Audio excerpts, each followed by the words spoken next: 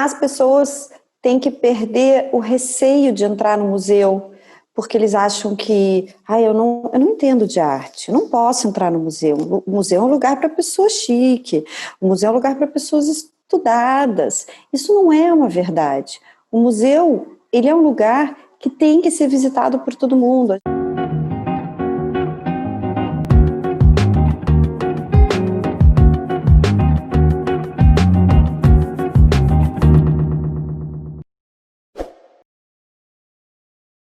Hoje em dia já melhorou muito no Brasil, né? Esse negócio de levar as escolas nos museus, e as crianças levam isso para casa e acabam criando o desejo dos pais.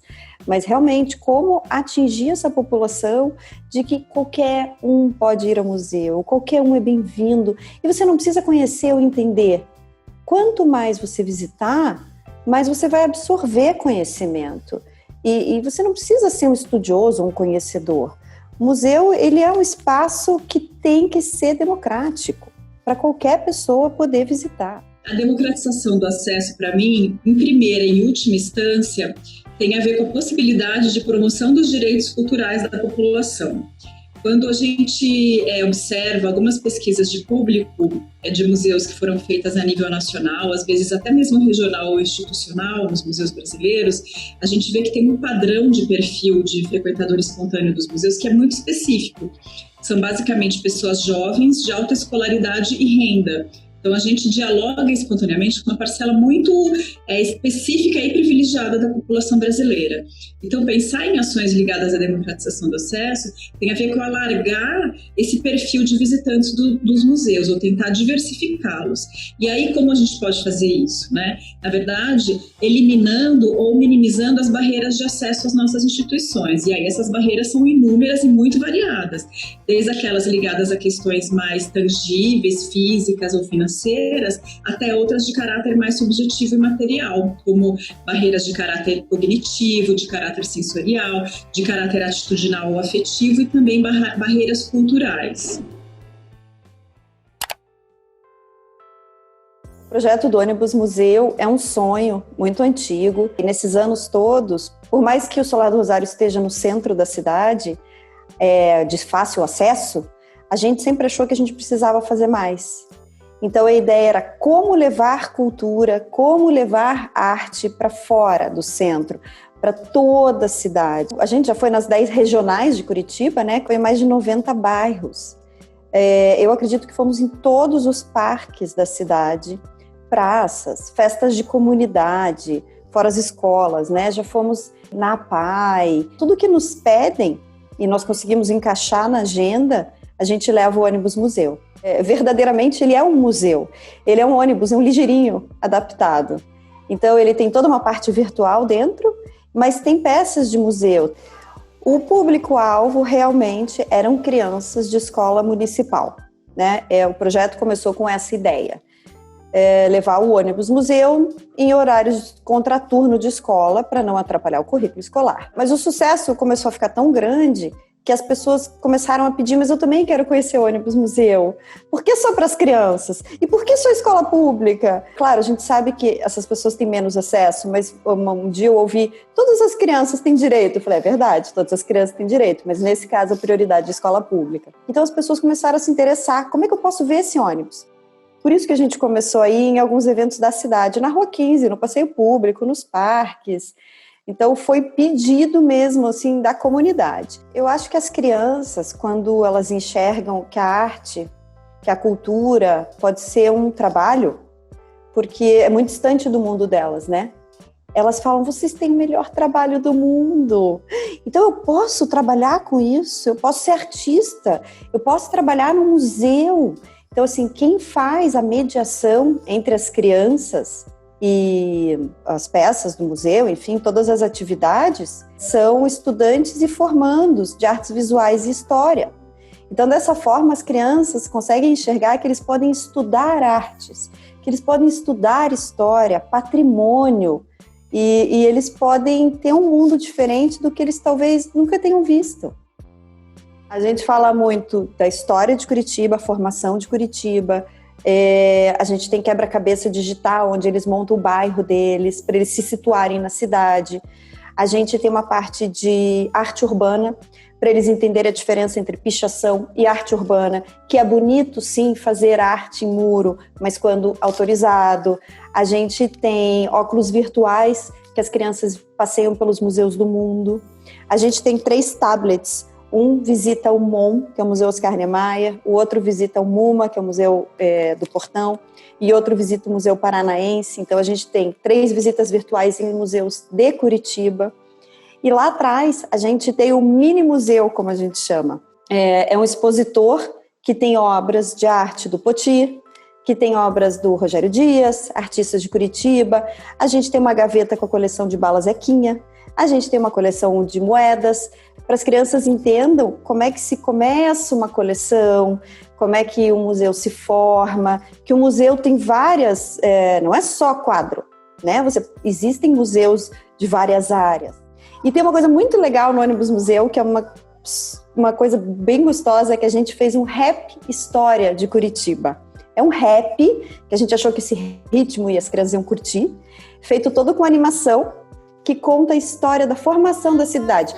Antes dos meus ancestrais descerem aqui pro sul, há mais de 10 mil anos atrás, já habitavam animais de um período muito antigo e a ciência hoje tem dito.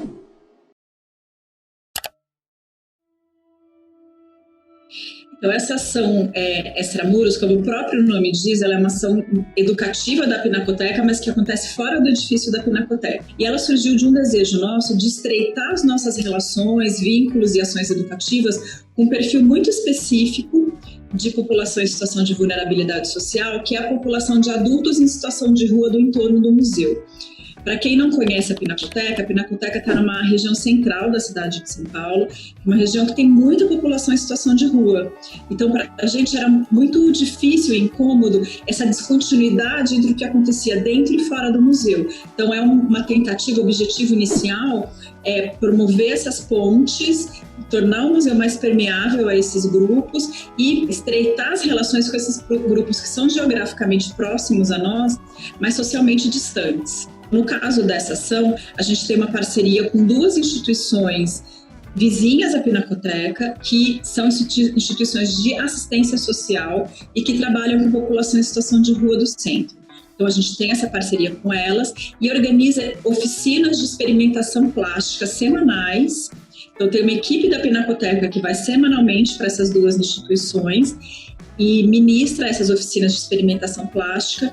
E a cada mês e meio, 2 meses, os grupos fazem visitas educativas às exposições do museu que se relacionem com os temas que eles estão trabalhando nas oficinas. As oficinas, elas dão ênfase às técnicas gráficas e particularmente à xilogravura, que é a gravura em madeira. Por quê? A gente queria, desde o começo, dialogar com os repertórios culturais desses grupos. E como a gente sabe que uma boa parte da população migrante de São Paulo, esteja ela em situação de rua ou não, é de pessoas que vêm de estados do Nordeste. Então, a gente pensou muito nessa relação com a literatura de cordel, com as xilogravuras que tradicionalmente ilustram os folhetos de cordel. E a gente pensou também que a xilogravura é uma linguagem artística que utiliza materiais e ferramentas muito próximas do cotidiano, por exemplo, de alguém que já tivesse trabalhado na construção civil, com marcenaria, com carpintaria. Então, é muito uma tentativa de se aproximar dos repertórios dos educandos, nesse caso. Uma coisa que é importante também dizer da estrutura do projeto é que a cada ano a gente gera alguns produtos materiais. Então, por exemplo, teve ano que a gente já fez exposições na Pinacoteca com resultados dos trabalhos, ou a gente fez exposições itinerantes pelo litoral interior de São Paulo, ou a gente faz publicações com a produção deles, ou publicações de caráter mais avaliativo. A gente já fez cartazes lambi-lambis, tecidos impressos em xilogravura, enfim, é um projeto muito longevo, ele é muito antigo, então ele tem uma série de desdobramentos. Os resultados que são mais caros para a gente, eles têm a ver com aspectos mais ligados à subjetividade dos participantes, né? Então, por exemplo, aspectos ligados ao seu autofortalecimento pessoal, à sua possibilidade de sociabilização, de expressão, de autoconhecimento, de se sentir mais confiante, de conseguir se organizar para estruturar um novo projeto de vida. Quer dizer, são muito variados os impactos que vai ter em cada uma das pessoas, né? E uma outra questão que eu acho fundamental também é que com essas produções de exposições ou publicações, de alguma maneira, o museu oferece um espaço de escuta e de legitimidade social positiva para esses grupos, que são grupos que são alvos de uma série de estigmas sociais, de uma série de invisibilidade. Então, de alguma maneira, o museu está oferecendo um espaço que é de legitimidade e visibilidade positiva para esses grupos, que eu considero fundamental também como uma função social do museu também, né? Que não é só legitimar os discursos hegemônicos ou de artistas consagrados, mas também abrir seus espaços para mostrar a produção e as identidades de outros grupos menos hegemônicos da nossa sociedade. Eu bato muito na tecla que a história, a gente está fazendo história hoje, e é importante a gente conhecer a nossa história, de onde a gente veio. E tudo isso é contado através da arte, das pinturas, esculturas, literatura, enfim, a cultura, ela é primordial para a vida. As necessidades de caráter simbólico e subjetiva são comuns a todos nós. E todos têm direito a ter esse tipo de oportunidade também, né? E tem a ver com o que a gente começou falando dos direitos culturais.